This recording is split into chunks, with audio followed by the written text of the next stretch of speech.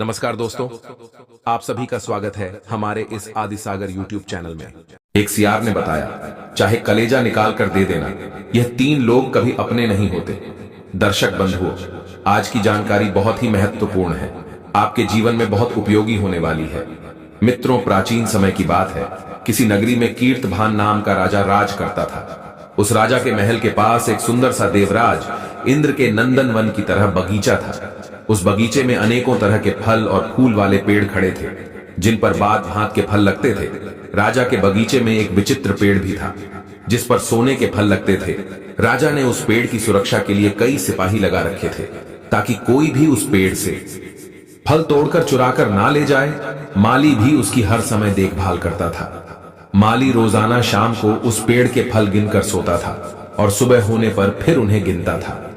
एक दिन कुछ ऐसा हुआ, माली ने सुबह सुबह जब उस पेड़ के फल गिने तो उनमें से एक फल कम निकला। तब उस माली ने तुरंत ही राजा के दरबार में जाकर राजा के लिए यह खबर दी। राजा साहब माली की बात सुनकर फौरन ही बाग में पहुंचा। राजा के लिए यह दृश्य देख करके बड़ा ही आश्चर्य हुआ कि हमारे बगीचे का इतना ज्यादा इंतजाम होते हुए भी, चारों तरफ सैनिकों का पहरा होते हुए भी, आखिर एक सोने का फल किसी ने चुरा लिया। तब राजा ने अपने दरबार में यह घोषणा की कि जो कोई भी व्यक्ति हमारे सोने का फल चुराने वाले चोर को पकड़ कर लाएगा, उसे हम अपने दरबार में सबके सामने सम्मानित करेंगे। राजा की यह बात सुनकर सबसे बड़े राजकुमार ने राजा से कहा, पिताजी, यदि ऐसी बात है तो तुम चिंता मत करो। आज रात्रि में मैं पहरा लगाऊंगा और मैं तुम्हें उस चोर को पकड़कर दिखाऊंगा जो हमारे बगीचे से फल चुरा कर ले गया है। राजा कीर्तभान ने अपने बड़े बेटे के लिए रात में पहरा देने की इजाजत दे दी। दर्शक बंधुओं, उसके बाद में बड़ा राजकुमार उसी बगीचे के चारों तरफ पहरा देने लगा। लेकिन पहरा देते देते 2-3 घंटों के बाद में उस राजकुमार को नींद आ गई और नींद की वजह से राजकुमार सो गया। सुबह उठकर के राजकुमार ने जब उस पेड़ के फल गिने तो उसमें से एक फल कम था। राजकुमार को बड़ा अचंभा हुआ, सोचने लगा कि मैं रात भर पहरा लगाता रहा, फिर भी कोई फल को चुरा के ले गया। सुबह उसने यह बात राजा साहब को बताई। राजा ने देखा कि हमारा बड़ा बेटा सोने के वृक्ष की रखवाली करने में नाकाम रहा। उसके रात में पहरा देने के बाद भी चोर फल चुरा ले गए। अगले दिन राजा से उसके दूसरे बेटा ने इजाजत मांगी और कहा, पिताजी, वृक्ष की रखवाली का काम आज मैं करूंगा, देखता हूं फल कौन चुरा कर ले जाता है। मित्रों, दूसरी रात के लिए राजा ने अपने दूसरे बेटे को इजाजत दे दी और कहा, बेटा जाओ और हमारे बगीचे की ठीक से पहरेदारी करना, सुबह तक चोर हमारी पकड़ में आ जाना चाहिए। मित्रों, राजा का दूसरा बेटा भी उस सोने के फल वाले वृक्ष की रखवाली करने के लिए चला गया। आधी रात तक वो पहरा देता रहा। उसके बाद उसे भी नींद आ गई। फल की चोरी उस दिन भी हो गई। यह देख करके राजा बड़ा ही चिंतित हुआ। बाकी दरबार के लोगों को भी यह समझ में नहीं आ रहा था कि आखिर क्या किया जाए। मित्रों, इस बात को सोच सोच करके सभी लोग हताश निराश बैठे थे। तब राजा का छोटा राजकुमार आता है और कहता है, पिताजी, आज रात आप मुझे भी इजाजत दे दो। मैं भी उस वृक्ष की पहरेदारी करना चाहता हूं। मैं भी देखना चाहता हूं कि वह चोर कौन है जो हमारी पकड़ में नहीं आ रहा है। मैं आपको विश्वास दिलाता हूं, यदि आज रात्रि में मैंने पहरा दिया तो उस चोर को पकड़ के आपके हवाले कर दूंगा। मित्रों, एक बात आपको बता दूं, राजा कीर्तभान अपने छोटे पुत्र से अधिकतर नाराज रहता था। उसकी नाराजगी का कारण था कि वह अपने बेटे के लिए सबसे बड़ा बुद्धू मानता था। राजा ने अपने छोटे बेटे से कहा, जब तुम्हारे 2 भाई असफल हो गए तो तुम क्या कर सकते हो, इसलिए बेटा तुम जाओ, अपना काम करो, यह काम तुम्हारे बस का नहीं है। किंतु राजा का छोटा राजकुमार नहीं माना। उसने कहा, पिताजी, एक बार मुझे अवसर देकर तो देखो। राजकुमार के बार बार निवेदन करने पर अंत में राजा ने उसे पहरा देने की इजाजत दे दी। अब तो मित्रों, छोटा राजकुमार उस वृक्ष की रखवाली करने के लिए बगीचे में पहुंच गया और रात में जागकर उसकी पहरेदारी करने लगा। उस राजकुमार ने तय किया, चाहे कुछ भी हो जाए, मैं किसी भी परिस्थिति में सोऊंगा नहीं और आज रात्रि में उस चोर को जरूर पकड़ लूंगा। मित्रों, अपनी नींद को जीतकर राजकुमार उस वृक्ष पर दृष्टि बनाए हुए था। आधी रात के बाद उसने देखा कि एक सोने का तोता उड़ता हुआ आया और उस वृक्ष पर बैठ गया। उसके देखते ही देखते सोने का वह तोता एक फल अपनी चोंच में कसकर पकड़कर वहां से जाने को हुआ। राजकुमार तो पहले से ही सावधान था। उसने धनुष पर बाण चढ़ाया और उस तोते पर निशाना साधा। वो तो समझ रहा था कि कोई मनुष्य होगा, लेकिन यहां तो एक पक्षी था। राजकुमार ने अपने धनुष तीर छोड़ दिया। मित्रों, वह तोता बड़ा चालाक था। वह तीर के बार को बचा गया और पंख फड़फड़ा हुआ वहां से उड़ गया। तीर लगने से उस सुनहरे तोता का एक पंख टूटकर नीचे गिर पड़ा। राजकुमार ने वो पंख उठाकर अपनी जेब में रख लिया और सवेरा होते ही पूरी बात राजा साहब को बताई और वो सोने का पंख भी राजा साहब को दे दिया। सोने के पंख को निहार कर राजा बड़ा चकित हुआ। वो उस पंख को देखकर उस पर मोहित हो गया। वो पंख को हाथ में लेकर देखता रहा। कहने लगा, पुत्रों, जब यह पंख इतना सुंदर है तो वह पूरा पक्षी कितना सुंदर होगा। ऐसा पक्षी तो हमारे राजमहल में होना चाहिए। वास्तव में हमारा राजमहल उस सोने के तोते से और भी अधिक सुशोभित हो जाएगा।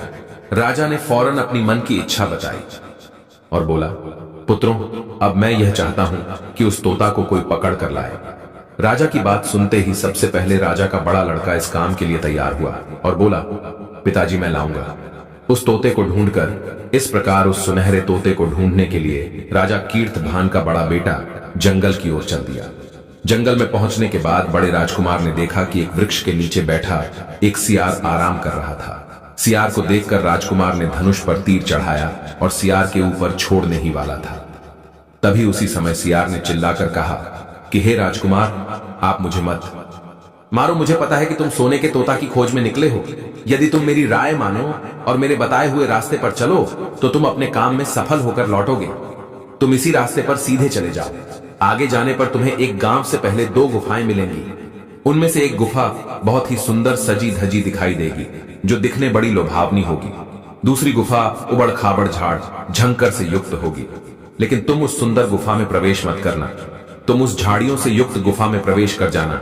जब तुम उस गुफा के अंदर जाओगे तो तुम अपने उद्देश्य में सफल होकर लौटोगे।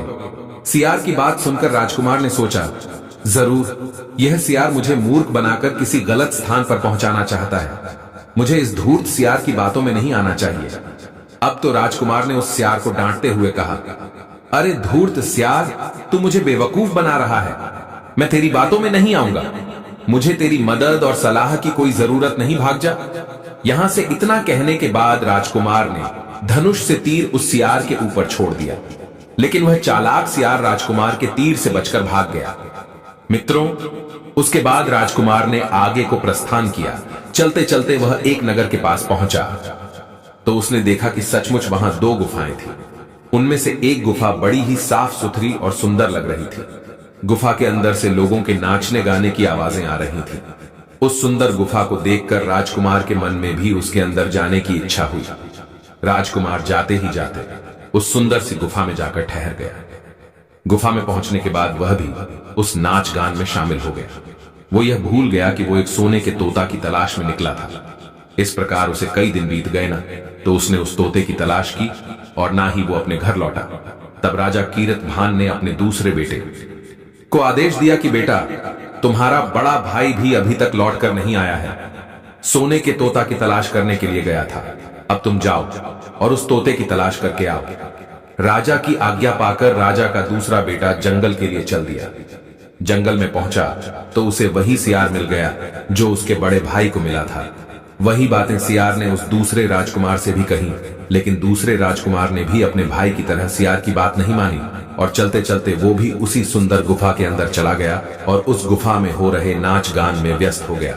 वह भी भूल गया कि वह किस काम से आया है। मित्रों, जब दूसरा राजकुमार भी लौटकर अपने नगर नहीं गया तब राजा के सबसे छोटे बेटे ने राजा से कहा, पिताजी, मैं सोने के तोते की खोज करने के लिए जाऊंगा।